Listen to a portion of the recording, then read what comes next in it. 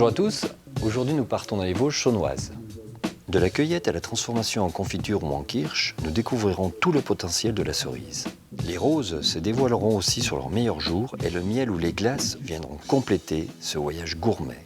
Je vous laisse apprécier les saveurs sucrées de ce terroir et je vous donne rendez-vous juste après pour une nouvelle recette. A tout de suite.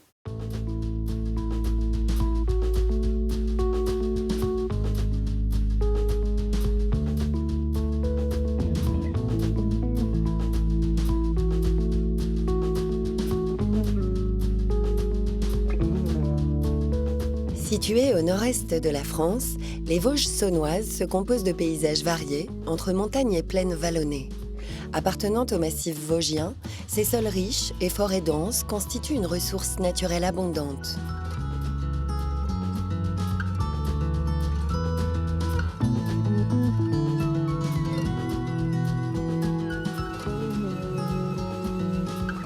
Les terres sont parsemées d'eau, un élément déterminant suivant le cours des rivières, des étangs et des thermes. Cette symbiose a su gagner les habitants de Fougerolles et des villages alentours et confère une agriculture généreuse et variée à la zone. Sur son exploitation, à Fougerolles, dans le département de la Haute-Saône, l'orange échou cueille des cerises, un fruit emblématique de la ville. Il est l'un des seuls à récolter encore à l'ancienne, au pied de chèvre, un ustensile typique de la région qui se perd peu à peu. Alors, là, donc je vais mettre le pied de chèvre en place. Il va être positionné dans l'arbre en 3 points. Un point au-dessus qui va pouvoir se mettre dans une croisée, une fourche d'arbre pour ne pas tourner. Et les 2 points ici, que vous avez avec le pied, ce qui va l'empêcher, une fois que la personne sera dessus, de pouvoir vriller. Qu'avec une échelle, si vous mettez une échelle dans une fourche d'arbre, inévitablement, à un moment donné, votre échelle, elle va tourner. Chaque partie du pied de chèvre est composée d'un bois différent, dont les caractéristiques servent l'utilité. Dans le jargon vosgien, le mettre en place s'appelle une posée. Cet outil permet d'avoir ses 2 mains libres et de déposer les cerises dans ce panier, lui aussi très ancien, la charmotte, qui épouse parfaitement les hanches. C'est le patrimoine, c'est le terroir. Nos ancêtres, ça fait plusieurs siècles, de toute façon, qui cueillent avec ces ustensiles-là. C'est vrai que quand on a des gens qui ont des fois des arbres fruitiers dans leur jardin, qui viennent d'autres régions, ils sont surpris de voir ça et ils voudraient bien pouvoir en ramener un, parce qu'une fois qu'on y a goûté, après, on laisse l'échelle de côté, ça c'est sûr. Ici, Laurent cueille la guigne, une des quarantaines de variétés classées AOC sur la zone de Fougerolles, parfaitement adaptée aux sols acides et sableux limoneux et au granit qui compose les Vosges. Cette cerise au goût puissant se démarque aussi par son aspect. Si on écrase une cerise sur un très beau t-shirt, un t-shirt qu'on va payer très cher, ce t-shirt-là, il est fini. Parce que la spécificité de la cerise de Fougerolles, c'est ça, c'est son jus, c'est sa chair relativement juteuse et surtout très sucrée. C'est ce qui donne son parfum et c'est ce qui permet d'en faire une multitude de transformations. Les vieux cerisiers peuvent atteindre des tailles nécessitant d'utiliser des pieds de chèvre allant jusqu'à 11,50 m de hauteur, particulièrement lourds. L'intérêt de la cueillette manuelle est de pouvoir offrir aux consommateurs une qualité qui demande beaucoup de main-d'œuvre, de temps et d'efforts physiques. On finit quand même par avoir un petit peu mal aux jambes quand même. Et puis quelquefois, au bout d'un certain temps, on a quelques crampes aussi des fois la nuit. L'avantage, c'est qu'on cueille, on est au calme, on n'entend pas beaucoup de bruit, on n'entend que le bruit des feuilles, on entend le bruit des oiseaux. Bon, en même temps, c'est quelque part un peu ressourçant, quoi. Nous, nos clients, ils attendent ça. Ils attendent ça toute l'année, ils attendent des cerises fraîches, donc on y va, quoi. On y va.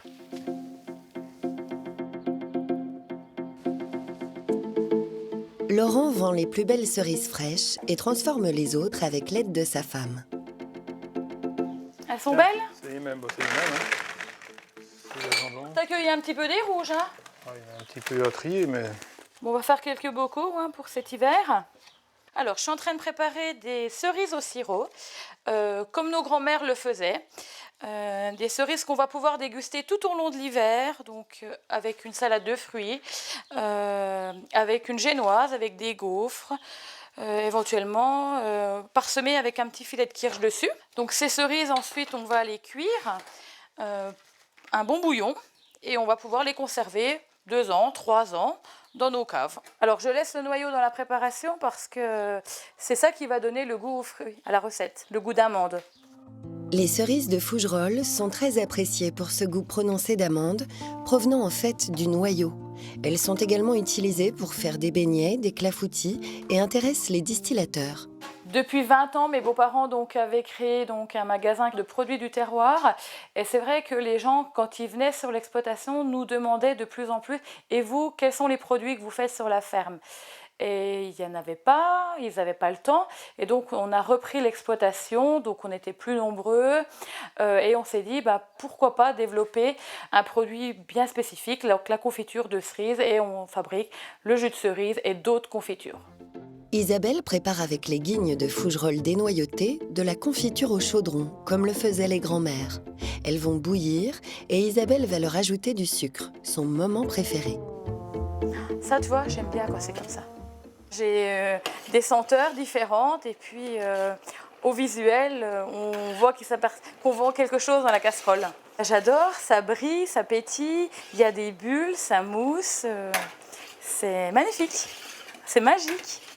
Cette transformation des fruits permet à Laurent et Isabelle d'avoir un échange direct avec les clients sur les marchés et de valoriser les produits du terroir en transmettant leur savoir de la plantation aux étals.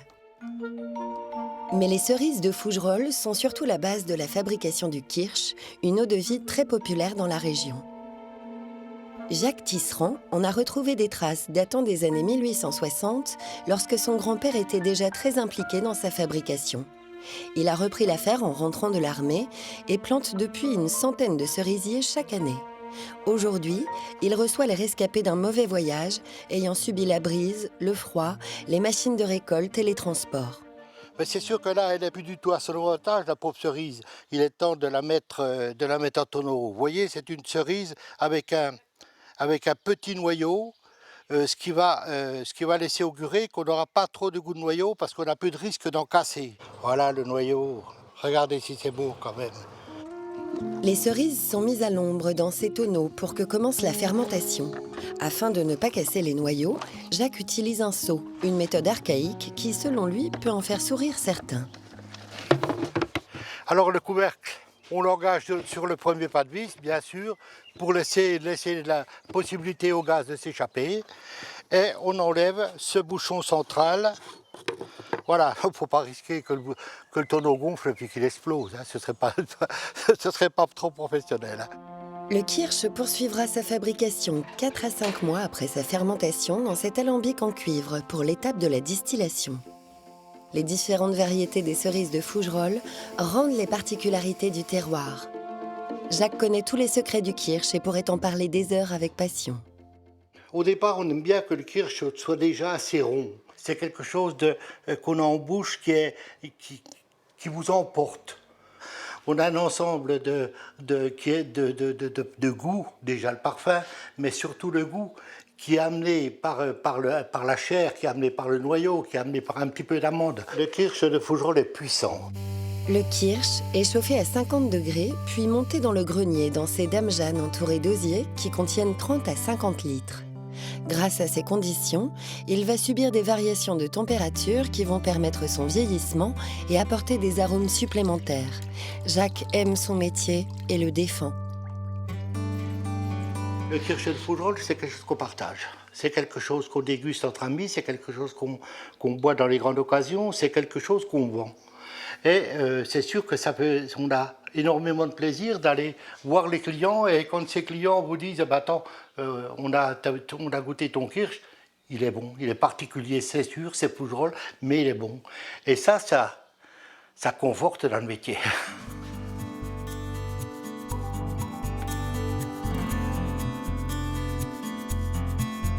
Le kirsch de Fougerolles est aussi utilisé par Patricia Aubry.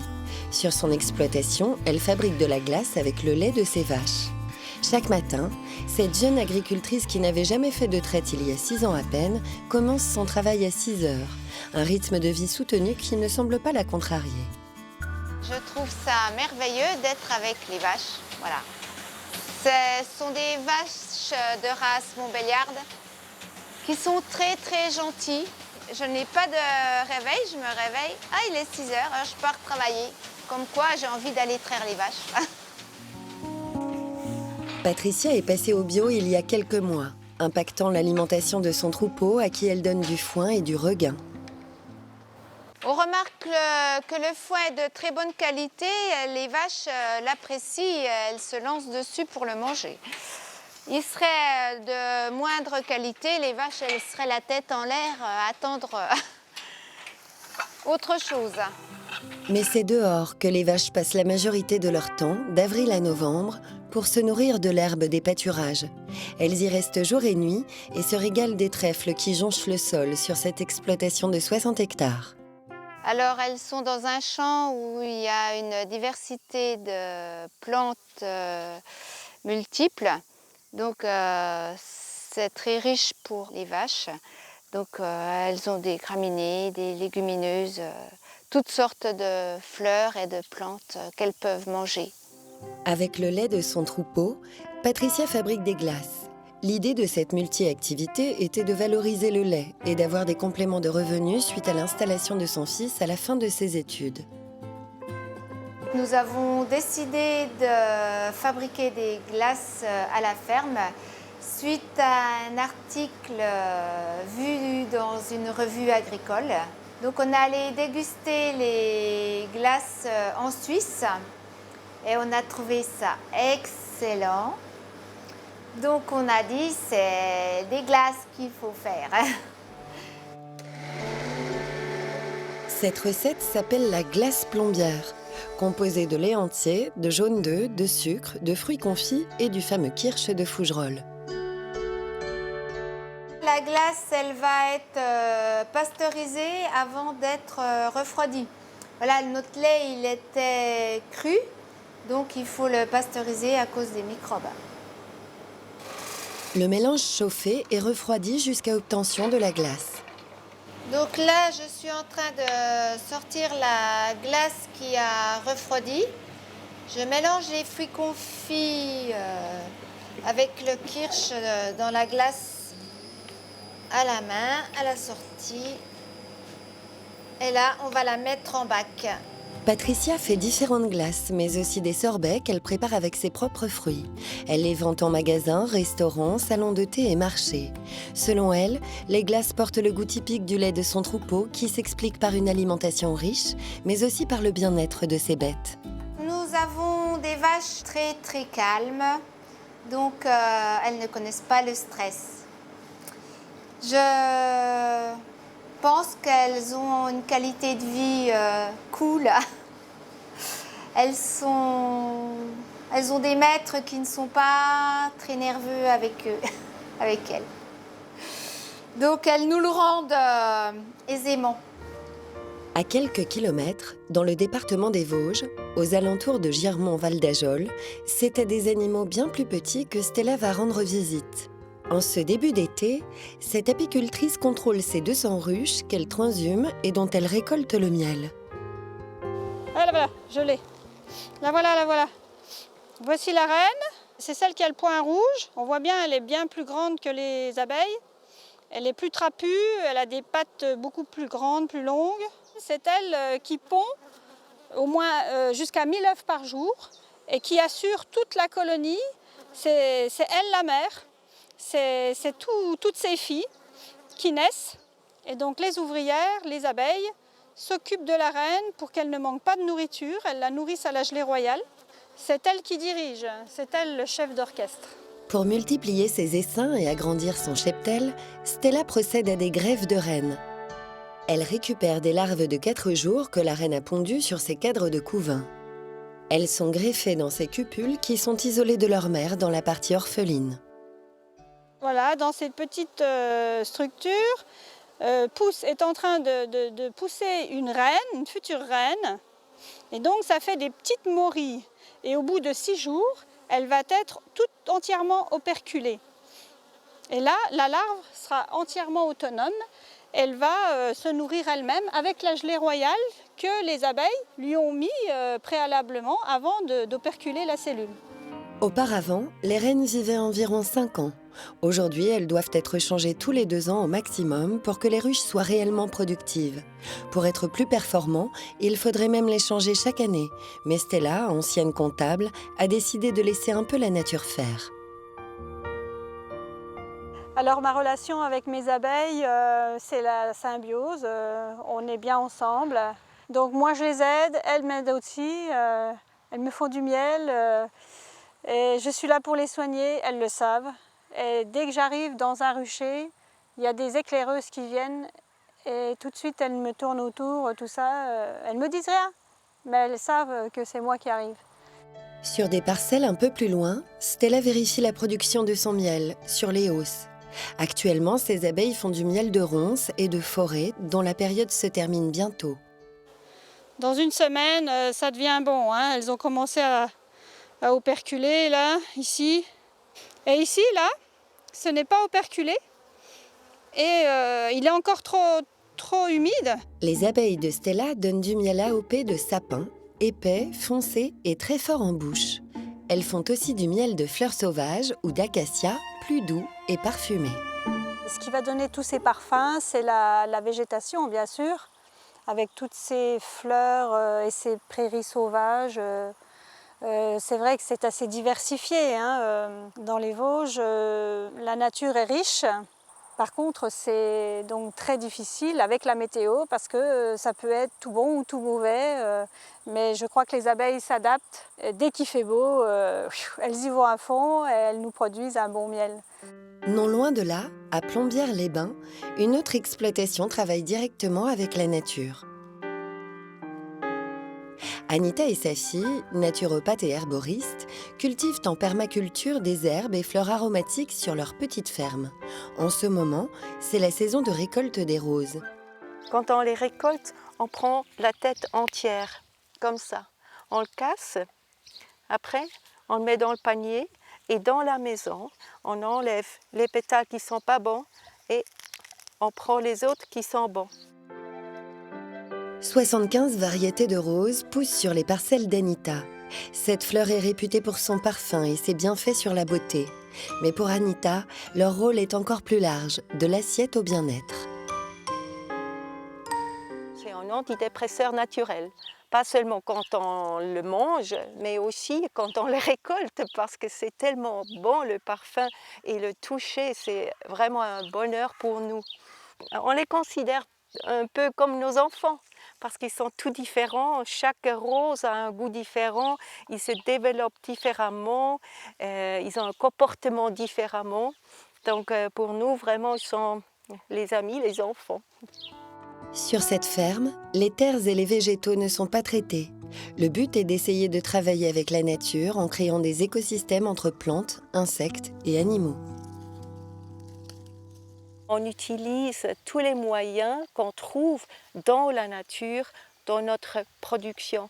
Par exemple, pour les bluets, on a cherché les copeaux de bois, on a créé un mélange de terre qui leur plaît, qu'ils trouvent aussi dans la forêt. Donc on essaye vraiment d'imiter, de créer la nature dans notre jardin et que les plantes travaillent ensemble. Ceux qui s'aiment, on les plante ensemble et ceux qui ne s'aiment pas, on ne les plante pas ensemble. Par exemple, les roses n'aiment pas le thym proche d'eux, donc on ne va pas le planter proche d'eux. Mais les pommes de terre aiment bien le coriandre. Donc on sème, en même temps qu'on plante les pommes de terre, on sème le coriandre avec eux et on n'a jamais eu des doryphores jusqu'à maintenant. Anita partage avec sa fille l'amour pour la nature. C'est ensemble qu'elles ont décidé de développer leur culture de roses et comme dans un écosystème, elles apprennent à s'adapter pour avoir une bonne entente dans leur travail commun. Je ne peux pas imaginer de vivre pas avec la nature. Et pour mes deux filles, c'est cela ce que je désirais, de leur apprendre la nature, vivre avec la nature, produire des choses saines. Et c'est ce que-là on a fait ici. On aime vraiment ce travail, même si c'est de temps en temps des heures très longues, les nuits très courtes, mais on l'aime vraiment. Anita et sa fille ne partagent pas que la passion de la nature, mais aussi de la cuisine. Elles organisent des tables paysannes pour faire découvrir les produits de la ferme dans les assiettes, à travers des menus soigneusement élaborés. ça, c'est le sirop de rose. C'est fait à base de nos pétales de rose qui donne le parfum à notre panna cotta. Vous les sentir? Ici, elle ne propose que des plats végétariens et végétaliens. Aujourd'hui, dans le menu roseraie, les plats sont colorés. La cuisine avec les fleurs, ça apporte vraiment du goût au plat. Le visuel fait beaucoup, mais aussi le goût fait énormément. Je les touche très légèrement. Si on les froisse après, ça fait ça. Et c'est ça qui fait pas beau. Et voilà, le menu de la roseraie. Oh là là, Voilà. c'est Donc beau. ça, c'est le marbre et varol avec le châtenay de rose, Oui, avec châtenay de rose. la vinaigrette à vinaigre de rose. C'est comme une œuvre d'art, alors on Oui. peut contempler avant de manger. Autour de la table, les clients partagent leur repas avec les cuisinières, un moment de plaisir et d'échange. Bon appétit. Bon appétit. Pour les clients, ces repas atypiques sont généralement une découverte et une expérience unique. Alors, allez. Bah, c'est bon. C'est vrai, ça fait drôle, mais C'est bon en goût, je Oui. trouve. J'aime Oui, bien c'est bon. manger. ici nous sommes dans les Vosges. Et les Vosgiens, quand même, ont une tendance à manger pas végétarien. C'est plutôt la saucisse. Ben voilà. Alors, bon, ici, je suis très surprise de trouver ça ici. Voilà, déjà très surprise. J'aime rencontrer des gens, j'aime parler les langues, anglais, allemand, suisse-allemand. J'aime partager et écouter ce que les gens nous racontent. Et on apprend toujours. Même tous les jours, quand on a des clients, on échange et on apprend. On apprécie ça beaucoup, le social. Il n'y a Donc, pas de crème. Pas de crème. Il n'y a pas de Il n'y a pas de crème. crème à base de lait.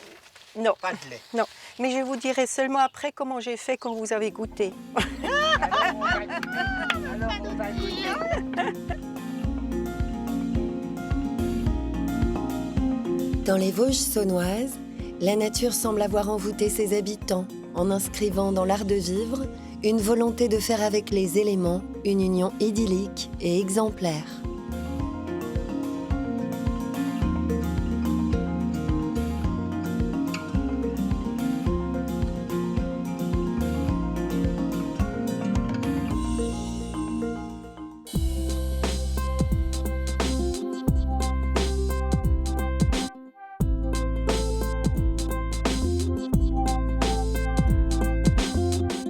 Aujourd'hui, je cuisine une crème d'asperges blanches et morilles.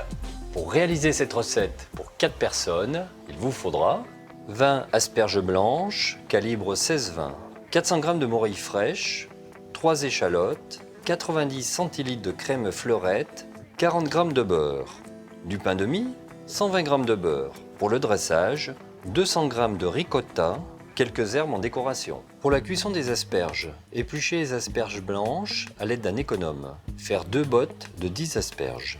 Les plonger dans de l'eau bouillante salée et cuire 6 minutes. Refroidir dans de l'eau glacée et garder 15 centilitres d'eau de cuisson. Coupez les morilles en deux et les laver délicatement sans les laisser tremper et les réserver sur un papier absorbant. Afin d'ôter tout le sable qui pourrait se trouver à l'intérieur des morilles, je vous suggère de les laver à eau froide avec une brosse à dents, bien évidemment neuve. Émincer les échalotes, faire revenir l'équivalent d'une échalote avec 15 g de beurre, ajouter les morilles, 20 centilitres de crème fleurette, assaisonner et cuire durant 5 minutes. Pour la crème d'asperges, coupez les têtes d'asperges cuites sur 5 cm et taillez grossièrement les queues. Faire revenir les têtes d'asperges avec 10 g de beurre, assaisonner et réserver pour le dressage. Dans une casserole avec 15 g de beurre, faire revenir le reste des échalotes émincées, ajouter les queues d'asperges. Laisser revenir 2 minutes, ajouter un peu d'eau de cuisson des asperges et laisser cuire 5 minutes. Ajouter le reste de la crème fleurette, poursuivre la cuisson encore 5 minutes, rectifier l'assaisonnement et réserver au chaud. Mixer la crème d'asperges en ajoutant un peu d'eau de cuisson si nécessaire et la passer au chinois étamine. Vous pouvez avoir quelques petits fils dans ce bouillon d'asperges, c'est pourquoi je vous suggère fortement de le passer au chinois étamine afin de les éviter. Pour les croûtons, coupez le pain de mie en petits dés d'1 centimètre. Mettre le beurre à fondre doucement et laisser reposer 15 à 20 minutes. Enlever les impuretés sur le dessus, puis retirer le beurre en laissant le petit lait dans le fond. Faire dorer les croûtons dedans et saler. Pour le dressage, mettre 3 cuillerées de ricotta au fond d'une assiette, disposer quelques morilles, 5 têtes d'asperges, ajouter un peu de crème bien chaude. Déposer quelques croûtons et herbes, puis servir sans attendre. Je vous souhaite une excellente dégustation et je vous dis à très vite.